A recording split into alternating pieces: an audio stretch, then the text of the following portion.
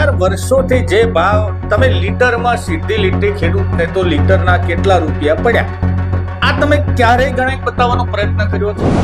કોઈના યોગદાનથી તમારે યશસ્વીપણાની જો ગૌરવવંતી ગાથા લખવી હોય તો એ પશુપાલકોની લખજો કે જે સામે બેઠા છે અત્યારે 12% જેવો નફો લઈ અને મૂંગે મોઢે છતાંય તમને તાળીઓ પાડીને વધાવે છે. પરંતુ હવે સરવાળે આંકડા મળતા નથી એટલે જે એમના ટેબલ ઉપર જે ઉપર બેસાડી દેવામાં આવે વહીવટી મંડળે કેવા હોય આપ જોઈ રહ્યા છો. એમના બાજુમાં આપણે પેલા લાફાવાળા કાંડમાં લાફો પડ્યો હતો એ વળી બાજુમાં હવે તાળીએ વસૂલ કરે છે કે એટલું તો પાછું આપું.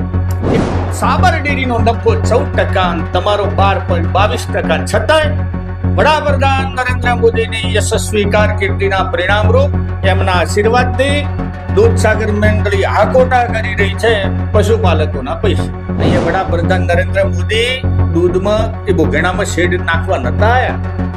એમની વાહવાઈ ઋષિકેશ પટેલભાઈની વાહવાઈ શું કરવા આવ્યા? ઋષિકેશભાઈ પટેલનું યોગદાન શું આમાં?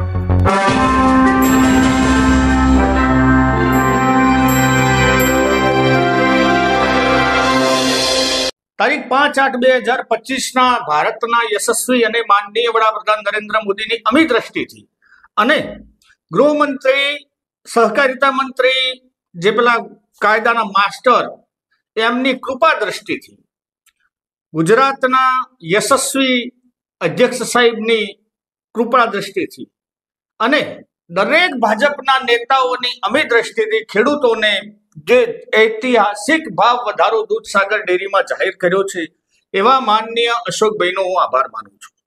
કારણ કે જો આ બધા જ ભાજપના ના હોત તો પશુપાલકોની શું દશા હોત. પરંતુ કેટલો ભાવ વધારો દાખલ કર્યો, કેટલો આપ્યો, શું આંકડાઓની માયાજાળ ગોઠવી અને પશુપાલકને કેવી રીતે રમાડવામાં આવે છે એનું સંપૂર્ણ લેખાજોખા એમના જે ભાવ વધારાની ટકાવારી બધું જ આજના વિડીયોમાં. નમસ્કાર, હું છું રમેશ ચૌધરીને આપ નિહાળી રહ્યા છો ષડયંત્ર. મિત્રો, ષડયંત્રો ઘણા બધા પ્રકારના હોય, પરંતુ ખેડૂતો સાથે, પશુપાલકો સાથે જ્યાં નેતાઓ ષડયંત્ર કરે છે એની સીમા નથી. આંકડાઓને એવી માયાજાળ ગોળ કરી દેવામાં આવે છે કે એમના કમિટી મેમ્બરોને ખબર ના હોય તો પશુપાલકોને તો ક્યાંથી ખબર હોય કે કેટલું હતું ને કેટલું આવ્યું ને કેટલું ગયું. મુદ્દાસર વાત કરીએ તો મિત્રો, દર વર્ષના એમનું જે નફાની જાહેરાત કરતા હતા એમાં ગઈ સાલ કરતા એમને થોડોક નફો વધારે જાહેર કર્યો એ વાત સાચી. કેટલો જાહેર કર્યો કે આ વર્ષે 437 કરોડ રૂપિયાનો એમનો નફો એમને જાહેર કર્યો છે. હવે આજે આપણે આંકડાથી જ જોશું, એમના આંકડાથી, કે ખરેખર દૂધ વધ્યું ઘટ્યું શું થયું. મિત્રો, દૂધ વધ્યું કે ઘટ્યું આમાં કોઈ રિપોર્ટ જ નથી. કેટલું દૂધ લીધું ભગવાન જાણે. હા, કેટલા રૂપિયાનું લીધું પણ શું ભાવની ખરીદી કરી એ પણ રામ જાણે. એટલે આપણને તમે કમ્પેર જ ના કરી શકો. હા, કમ્પેર ચોક્કસ કરશે કે 2021માં મેં આમ કર્યું હતું, 2025માં મેં આમ કર્યું, પરંતુ આ આંકડાઓ સાચા નથી મિત્રો. દૂધની ગણતરી કરીએ તો 3578 કરોડ રૂપિયાનું દૂધ એમને પહેલા ભાવ આપણને ચૂકવી દીધા અને અત્યારે એમની કુલ ખરીદી રૂપિયામાં છે 4015 કરોડ રૂપિયાની દૂધની ખરીદી છે. એટલે અત્યારે એમને 437 કરોડ રૂપિયા આપણને વધારે ચૂકવ્યા. તો પછી કેટલા ટકા થયા? તો મિત્રો, એમની જે અત્યારે જે દૂધ એમને ચૂકવી દીધા છે એના 12.21% એમનો નફો ગણાય.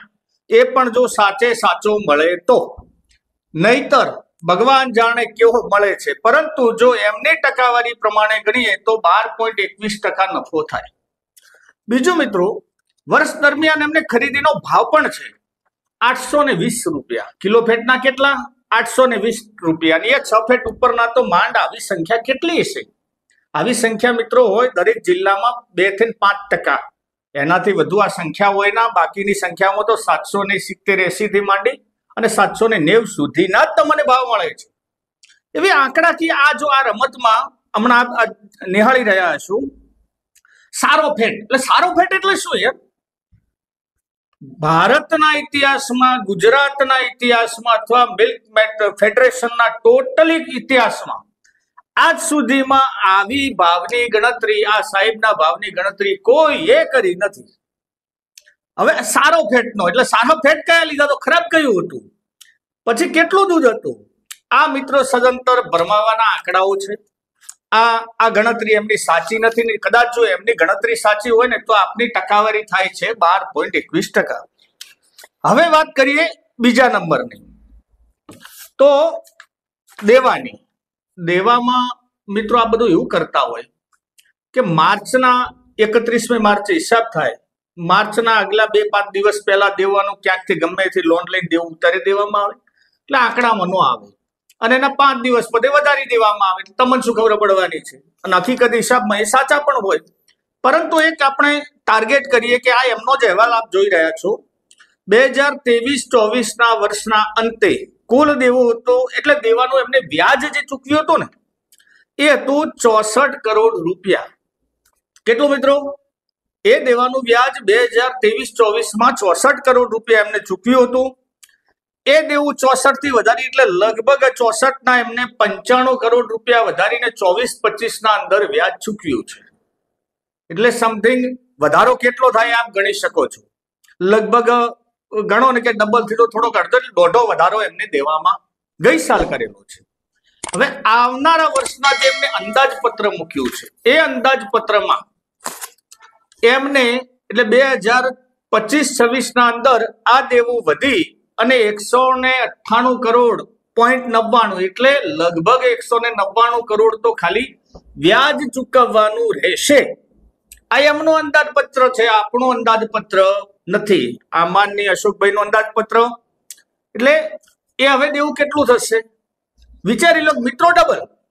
આવતા ટાઈમે તમારે આટલું તો એનું એ દેવા ઉપરનું વ્યાજ ચૂકવવું પડશે. આનો આંકડો કેટલો થાય છે મિત્રો ખબર છે તમને?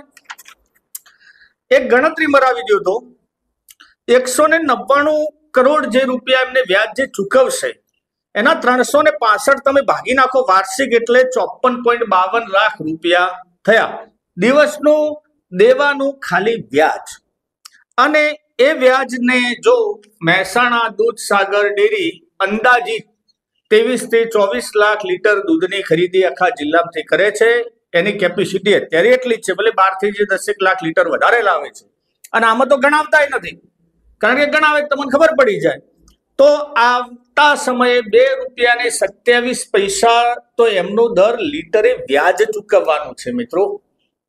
આંકડાઓ એમના છે યાર, આ પશુપાલકોને કોઈ ખબર પડવાની છે નહીં, કારણ કે એમને તો સ્પષ્ટ આંકડાઓ જ આપવાના નથી હોતા. બીજો પણ એક મિત્રો, ચલો આ તો એમને વધારો કર્યો. ઘણી વખત આ બધા એવું કહેતા હોય કે અમે યશસ્વી એટલે ઇતિહાસમાં ક્યારેય ના ચૂક્યું એટલું અમે અત્યારે 437 કરોડ રૂપિયા ભાવ ચૂકવી દીધું. મિત્રો આપનો દીકરો 15 વર્ષનો હોય અને 16મા વર્ષમાં આવે એટલે એનો બાપ છાતી ગાઢીને ફરે કે મારા દીકરાને અમે એટલું બધું જમાડ્યું ને એટલો એને હેલ્ધી કરી દીધો કે એની ઊંચાઈ 1.5 ઇંચ વધી. એટલે વધવાની જતી ભાઈ. ભારતનું દૂધ કોઓપરેટિવ ફીલ્ડ એ 5.27% લેખે વધે છે, જ્યારે મહેસાણામાં 3% લેખે વધે છે. એટલે આપ સરવાળે નીચા છો. વાત રહી બીજી મિત્રો, ચલો આ વધ્યું છે તો પછી જે અમૂલ વેચે છે એનું કંઈક તો વધતું હશે ને, એનું પણ જોઈ લઈએ મિત્રો. તો 2021 ના અંદર કિલો ફેટનો ભાવ 650 રૂપિયા ચૂકવાતો હતો, જે અત્યારે 820 રૂપિયા તમે ચૂકવો છો. એટલે 170 રૂપિયા તો એમને અમે ડબલ આવે જ છે.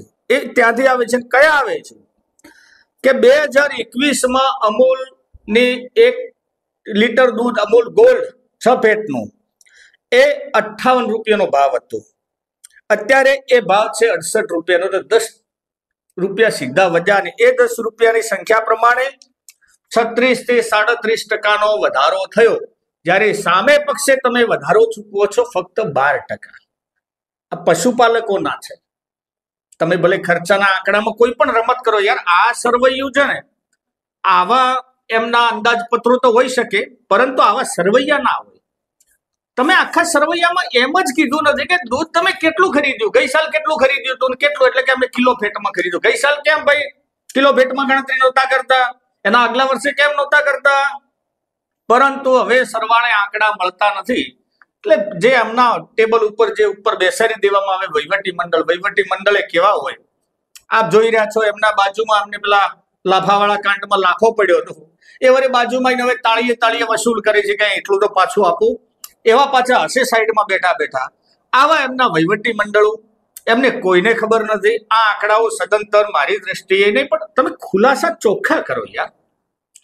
તમે જેના ઉપર આરોપ મૂકતા હતા ને, આ 3 વર્ષના આંકડા આપ જોઈ શકો છો.